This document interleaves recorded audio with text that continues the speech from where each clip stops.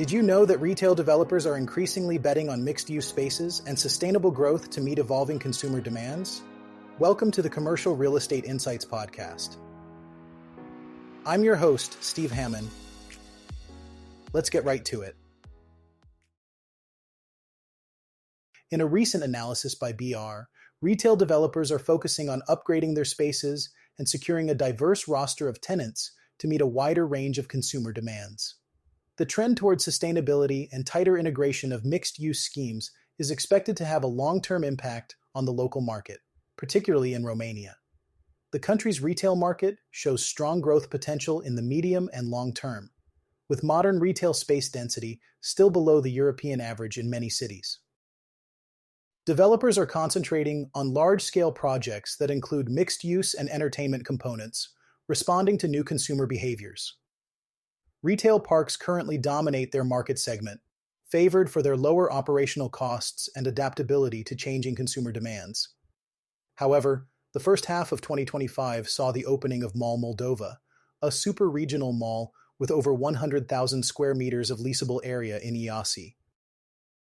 Romania remains an undersupplied market in many smaller and medium-sized cities, and there are gaps even in some larger towns that could be filled over the next few years.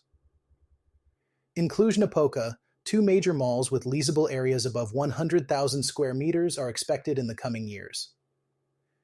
Smaller shopping centers are also planned for cities like Galati, Bacău, and Rasita. In Bucharest, the largest retail delivery anticipated is the extension of Promenada Mall by 32,000 square meters. In Canada, particularly in the regions of Kitchener, Waterloo, and Cambridge, Ontario, retail developers are also embracing mixed-use developments. These projects combine retail, residential, and office spaces, aligning with urban planning trends that emphasize sustainable growth and community integration. This approach matches the demand for more cohesive living, working, and shopping environments. Meanwhile, in the United States, developers are increasingly incorporating sustainable practices and mixed-use elements into their projects as well. This reflects a broader trend where retail components are integrated into larger mixed-use developments, offering flexibility and convenience for modern urban life.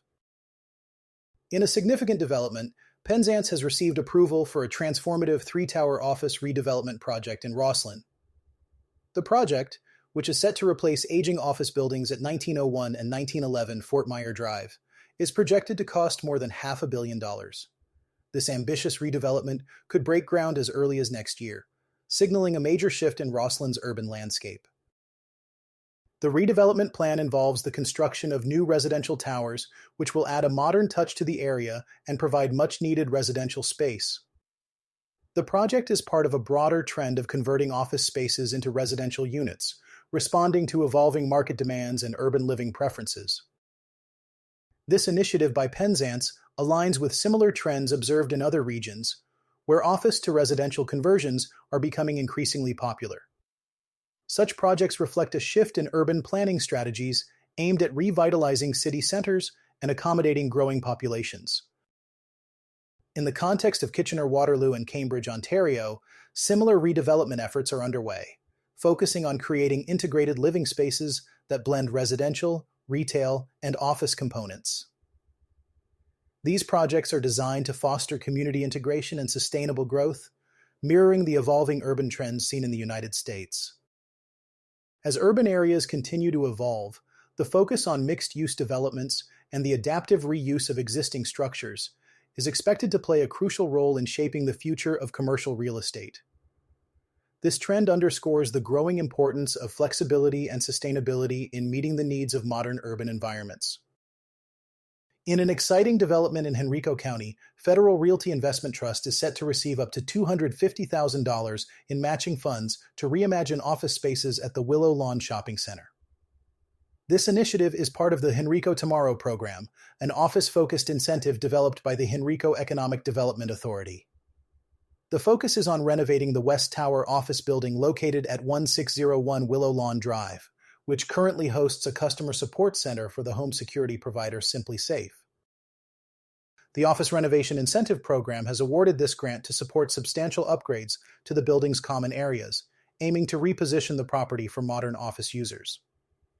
Planned enhancements include new interior lobby finishes, upgraded elevator lobbies with new flooring, and renovated restrooms with improved finishes and plumbing fixtures. The exterior will also see enhancements with better lighting, accessibility features, and integrated art. A gas-powered generator installation is also part of the plan to cater to high-tech and data-intensive tenants, providing a sophisticated and welcoming atmosphere through a design vision that blends clean, modern lines with natural materials. This renovation is poised to signal professionalism and longevity, offering tenants a polished first impression. Federal Realty's Senior Vice President of Asset Management, Deirdre Johnson, commends Henrico for its proactive initiatives to strengthen the local office market, emphasizing that these thoughtful upgrades will deliver a modern workplace built for productivity and connection. Henrico County Board of Supervisors Chair, Daniel J. Schmidt, highlights the program's role in revitalizing key office spaces, attracting quality tenants, and enhancing the vibrancy of Willow Lawn. Renovations at the West Tower are expected to begin in the fourth quarter of 2025, marking a significant step in the broader transformation of Henrico's commercial corridors. This move underscores the county's commitment to long-term economic vitality, ensuring Henrico remains a thriving place for businesses and residents alike. In Jamestown, an old commercial building has been transformed into a 12-unit income-restricted apartment complex, including 6 units specifically for adults with intellectual and developmental disabilities.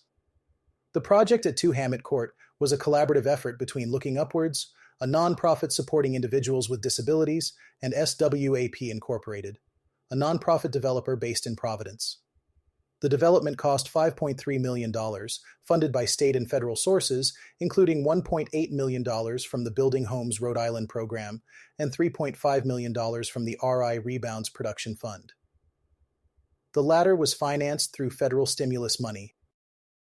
The transformation involved significant structural adjustments, such as lifting the building to address flooding issues caused by an underlying stream. This was a challenging aspect of the project, requiring the diversion of water into a culvert and the installation of large sump pumps to keep the basement dry. The apartments are designed with universal accessibility in mind, featuring an elevator and design elements that accommodate individuals using wheelchairs. Carla DeStefano, executive director of SWAP Incorporated, initially doubted the project's feasibility, noting it did not fit typical development criteria for funding. However, with perseverance and innovative thinking, the project overcame these hurdles.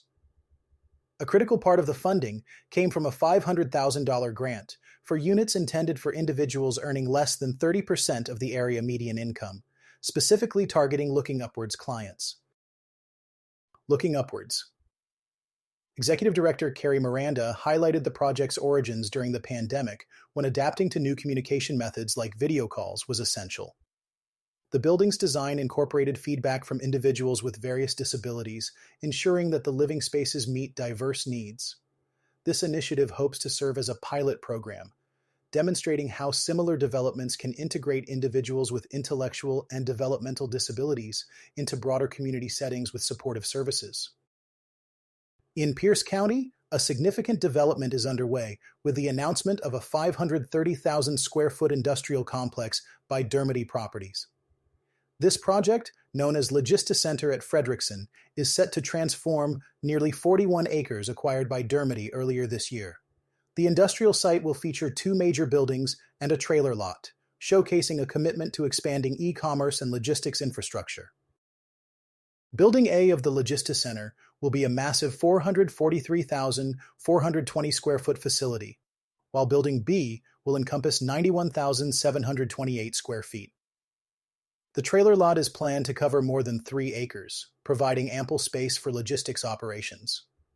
Dermody acquired this site for $45.5 million from Palace Properties, marking a strategic investment in one of the region's most sought-after submarkets.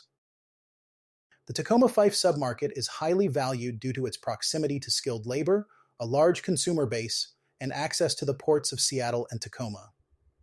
With limited available land for development, Dermody's acquisition of this prime location highlights the competitive nature of industrial real estate in the area.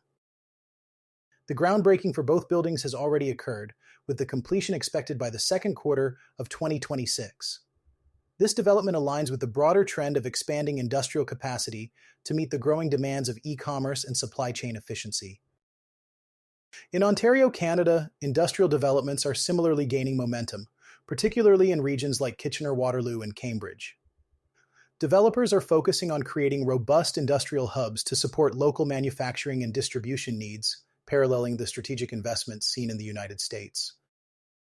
As we observe these trends, it's clear that the industrial sector is poised for significant growth on both sides of the border.